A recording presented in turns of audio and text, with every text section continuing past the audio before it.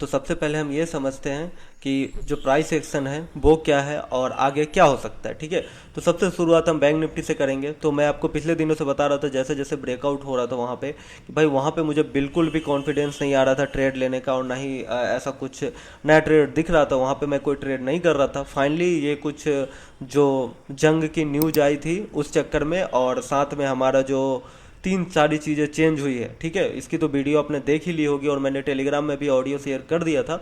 लेकिन दो तीन चार मतलब जो नॉर्मल सारी चीज़ें चेंज हुई है मैं बताता हूँ। सबसे पहला चीज़ जो हुआ है वो हुआ है कि हमारा एस बढ़ गया है। ठीक है, और साथ में ट्रांजेक्शन चार्ज थोड़ा सा डिक्रीज हुआ है। तो एस इंक्रीज कितना हुआ है 40%, और डिक्रीज हुआ है ऑलमोस्ट 15% के आसपास। मतलब वहाँ पे हमारा घाटा है। और दूसरा चीज़ जो अभी सबसे बड़ी चेंज हुई है, वो पिछले मैंने आपको डाला ही था टेलीग्राम में, लेकिन उसमें से सबसे इंपॉर्टेंट चीज़ क्या है, वो है लॉट साइज बढ़ाना है। ठीक है, तो लॉट साइज बढ़ाना है, ये मुझे अच्छा लग रहा है फाइनली कि लॉट साइज बढ़ाना अच्छी बात है, बिल्कुल बढ़ा सकते हैं। और साथ में आपको जो रोज़ रोज़ एक्सपायरी मिल रही है उस चीज़ को भी डिक्रीज करना है। तो ये भी सही है, रोज़ रोज़ एक्सपायरी नहीं होनी चाहिए। तो एक मतलब उन्होंने बोला है, सेबी ने बोला है कि एक वीक में बस एक ही एक्सपायरी हो सकती है, मतलब एनएससी की और बीएससी की। तो अगर चाहे एनएससी तो किसी दिन वो रख ले, और बीएससी चाहे तो किसी दिन वो रख ले।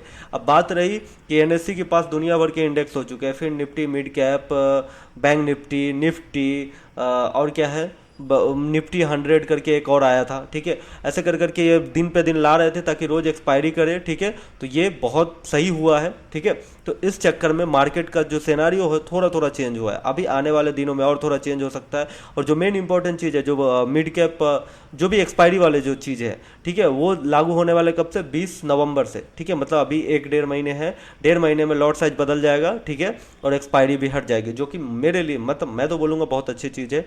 ठीक है, वो होने वाला है। तो इस चक्कर में थोड़ा सा मार्केट डाउन आया है। साथ में न्यूज भी थी, जो उधर ये लोग लड़ाई झगड़ा करते रहते हैं उस चीज़ का, तो उसका कुछ नहीं कर सकते। ठीक है, तो अब देखो, मैं पहले ही बोला था कि जब भी मार्केट ऐसा करती है उसको एक बहाना चाहिए, वो प्राइस एक्शन हमेशा फॉलो करती है। इसलिए मैं बोलता हूँ न्यूज को मारो गोली, प्राइस एक्शन को ध्यान दो। ठीक है, तो प्राइस एक्शन हमेशा फॉलो करती है। अभी मैं देखूँ तो मैं पहले आपको वीकली कैंडल में समझाता हूँ कि प्राइस एक्शन चल कैसे रही। तो आप यहाँ से देखोगे तो एक यहाँ पे ट्रेंड लाइन बन रही है, जिसको ये फॉलो करते करते जा रही है। ठीक है, फाइनली ये यहाँ पे सपोर्ट लिया था। देखो, जब भी आती है इधर सपोर्ट लेके ऊपर जाती है, सपोर्ट लेके ऊपर जाती है। देखो इधर आई थी, धीरे धीरे ऊपर हुआ, ब्रेकआउट हुआ, फिर से इधर आसपास टच करेगा और फिर से मूवमेंट कर सकती है ऊपर की तरफ। ठीक है, तो यहाँ पे ट्रेंड लाइन के आसपास आ चुका है और काफ़ी अच्छा रिट्रेसमेंट भी हो चुका है। ठीक है, बात करें निफ्टी की, तो निफ्टी में भी अगर देखोगे, निफ्टी में भी ऑलमोस्ट सेम चीज़ें हो रही है। निफ्टी खैर नॉन स्टॉप गया था यहाँ से, अगर आपको ध्यान में समझ में आए तो। ठीक है, ये देखो निफ्टी, तो निफ्टी के पास ऑलमोस्ट अभी भी स्पेस है कि ये 24,000 के आसपास आ सकती है इन वीकली कैंडल।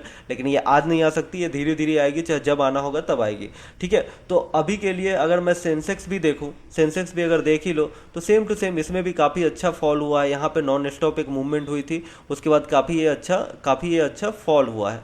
ठीक है, ये देखो, तो यहाँ पे भी वीकली कैंडल में अगर देखोगे तो क्या हो रहा है, ऑलमोस्ट सब ट्रेंड लाइन के आसपास आने की कोशिश कर रहे हैं, जो कि एक रिट्रेसमेंट है। ठीक है, तो कुछ भी हो उससे हमको कोई लेना देना ही है, हमको हमेशा प्राइस एक्शन फॉलो करना है। ठीक है, तो आज बात करें पहले आज के ट्रेड की, तो बैंक निफ्टी में जाके दिखाता हूँ मैं। बैंक निफ्टी में इतनी ज़्यादा फ्लक्चुएशन थी, मैं आज भी कोई ट्रेड नहीं किया, क्योंकि तो बात करें आज के ट्रेड की, तो यहाँ पे अगर आप देखोगे तो ट्रेड में क्या हुआ कि ट्रेड में अगर आप देखोगे तो यहाँ पे पहले ये लो के आसपास ओपन हुई थी। तो ठीक है, जाहिर सी बात है जो लो है वो सपोर्ट बनेगा, सपोर्ट बन रहा था वो मुझे कंफर्म था। लेकिन मुझे ये कॉन्फिडेंस नहीं था कि ये प्राइस यहाँ से ऐसे घूम के और नया मूवमेंट कर देगी। ठीक है, तो ये नया मूवमेंट नहीं कर सकती, ऐसा मुझे कॉन्फिडेंस नहीं आ रहा था, इसलिए मैंने यहाँ पे कोई ट्रेड नहीं लिया था। और मेरा अंदाजा था कि भाई यहाँ पे ये फ्लक्चुएट करेगा और यहीं पे घूमता रहेगा। फाइनली क्या हुआ, अगर देखोगे तो सही हुई। अगर आपने ट्रेड किया होगा तो आपको पता होगा कितना ज़्यादा फ्लक्चुएशन था आज के मार्केट में। ठीक है, तो आई होप मेरी बात आप समझ पा रहे हैं। ठीक है, तो यहाँ से देखो मूवमेंट हुआ, फिर ऊपर गई, फिर नीचे आ गए, फिर लो के नीचे ही आ गई। ठीक है, तो ये सारी चीज़ें जो प्राइस एक्शन है वो अच्छे से मतलब काम नहीं कर रहा कि मैं वहाँ पे जाके कोई ट्रेड लूँ या फिर मैं रिक्स लूँ। कहने का मतलब मेरा रिक्स रिवार्ड मैनेज नहीं हो रहा है। जैसे मान लो मुझे 50 का एसएल मिल रहा है, समझ लो 50 का अगर एसएल मिल रहा है तो मुझे उस पर कॉन्फिडेंस वाला 200 पॉइंट नहीं मिल रहा है, मतलब अब अंदाज से कुछ भी मिल गया वो अलग बात है, अचानक से इतनी बड़ी फॉल आ गई वो अलग बात है, लेकिन जो सेटअप के हिसाब से नहीं मिल रहा है तो इसलिए मैंने वहाँ पे कोई ट्रेड नहीं किया था।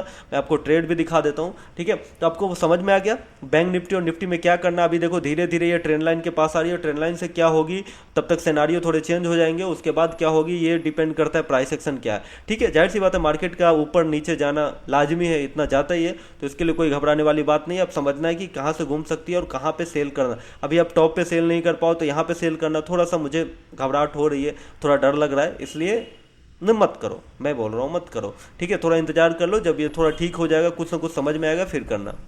अब बात करें आज के ट्रेड की, तो मैं आपको बता दूं कि पहले से मैंने ये सारे ट्रेड ले रखे थे, जिसमें मतलब ऑलमोस्ट कुछ ज़्यादा नहीं 16-17 हज़ार रुपये मिल रहे हैं इसमें, ठीक है। इसमें मैंने बैंक निफ्टी का भी ट्रेड लिया था, लेकिन जब वो नीचे आ रहा था परसों, तो मैंने आपको पोजिशनल दिखाया तो वहाँ पे मैंने एग्जिट कर दिया था, ठीक है। तो ये सारे पोजिशनल ट्रेड हैं जिसमें अभी 16 हज़ार मिल रहे हैं, मतलब इसको देखने की ज़रूरत है नहीं, ठीक है। यहाँ पे कोई नया ट्रेड हुआ नहीं है तो मैं आपको दिखा नहीं पाऊंगा, ठीक है। साथ में आपको मैं दिखाता हूँ कि पूरे सितंबर मंथ में, अभी तो अक्टूबर तो अभी चालू हुआ है, तो अक्टूबर का देखते हैं कैसा परफॉर्मेंस रहता है, तो पूरे सितंबर मंथ में हमारा कितना प्रॉफिट हुआ है। तो देखो यहाँ पे ट्रेड समरी है सितंबर 2024 का, अगर आप देख पा रहे हो, ठीक है। तो यहाँ पे अगर देखोगे तो पूरा जो हमारा प्रॉफिट हुआ था करीब 6 लाख का हुआ था, और उसमें से जो हमारा रियलाइज प्रॉफिट था वो 5 लाख 5.5 लाख का था, क्योंकि 69,000 का जो चार्ज था और साथ में 10,000 का ब्रोकरेज था, ठीक है। इतने सारे ट्रेड्स हुए थे। अब इसमें आप देखोगे नीचे जाके मैं आपको दिखाऊं तो यहाँ पे मतलब स्टॉक भी है, इक्विटी भी है, एमसीएक्स भी है, बैंक निफ्टी भी है, कुछ स्टॉक ऑप्शन भी है। तो जैसा मतलब आप मुझे जानते हो, जैसा मौका मिल रहा है वैसा मैं ट्रेड कर लेता हूँ, और जो मुझे अच्छा लगता है वो मैं ट्रेड कर लेता हूँ, सिंपल सी चीज़ है। तो वैसे ही करके ये कोई बहुत बड़ा प्रॉफिट नहीं है, और ज़्यादा होना चाहिए था, लेकिन ये जब से और ज़्यादा होना चाहिए था, मैं मानता हूँ और ज़्यादा होना चाहिए था, लेकिन कोई बात नहीं, अभी कम से ही काम चलाते हैं जब तक वो सारी चीज़ें ठीक नहीं होती। अभी मान लो कि ये सबसे बेकार जो मेरा ट्रेड हुआ है कि जब ये टॉप से गिर रहा था तब मैं शॉर्ट नहीं कर पाया और ये ट्रेड मेरा मिस हो गया। नहीं तो मैं हमेशा मैं क्या सोचता हूँ, बाई वाला ट्रेड लूँ ना लूँ, सेल वाला ट्रेड तो मुझे चाहिए ही चाहिए, और ये सेल वाला ट्रेड छूट गया, इस चक्कर में क्या बोलूँ मैं। अब ठीक है, अब इंतजार करते फिर से बाई वाले ट्रेड के लिए कि कब बाई वाला ट्रेड आएगा, ताकि वहाँ से हमको एक अच्छा प्रॉफिट मिल सके, ठीक है। तो इस महीने का अभी जो 3-4 दिन गुजरे अक्टूबर में, 4-5 दिन, इसमें कोई प्रॉफिट नहीं हुआ है और ना ही कोई नया ट्रेड बना है, ठीक है। बाकी अगर आप कुछ भी होगा तो मैं अपडेट कर दूंगा। फिलहाल के लिए आपको ये समझना है कि वो 1 वीक में जाके देखो, कभी भी आपको समझ में नहीं आया तो 1 वीक, 1 डे, 1 आवर,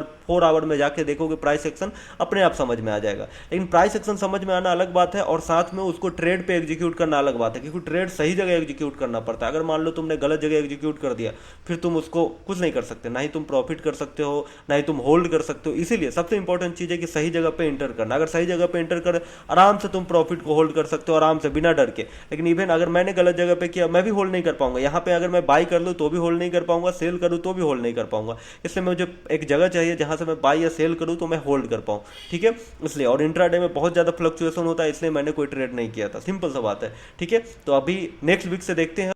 और आप देख रहे हो तो मैं काफ़ी छोटे छोटे ट्रेड ले रहा हूँ, अभी इस चीज़ को बढ़ाना है। अभी देखते हैं अक्टूबर नवंबर में काफ़ी अच्छा ट्रेड होगा, बहुत बहुत क्वांटिटी। जैसे आप देखोगे तो पहले मैं 5,000 6,000 क्वांटिटी भी ले सकता हूँ, अब 800 900 500 700 ऐसे ही खेलते रहता हूँ। इसका रीज़न ये है कि मुझे सारी चीज़ें सब, जब ब्रेकआउट हो रहा था तो भी मुझे कॉन्फिडेंस नहीं आ रहा था कि कितना ब्रेकआउट होगा, मैं ज़्यादा क्वांटिटी लूँ, और अचानक से फॉल हो गया, गैप डाउन होने लग गया, और साथ में 1-2 दिन बंद था, इस चक्कर में ये ट्रेड मिस हो गया मेरा, ठीक है। तो अभी देखते हैं दूसरा ट्रेड, जब यहाँ से फिर से ऊपर जाने लगेगी या फिर से कोई नया मूवमेंट होगा, वहाँ पर हमारा काफ़ी अच्छा ट्रेड हो जाएगा। तो दिक्कत वाली कोई बात नहीं है, ठीक है।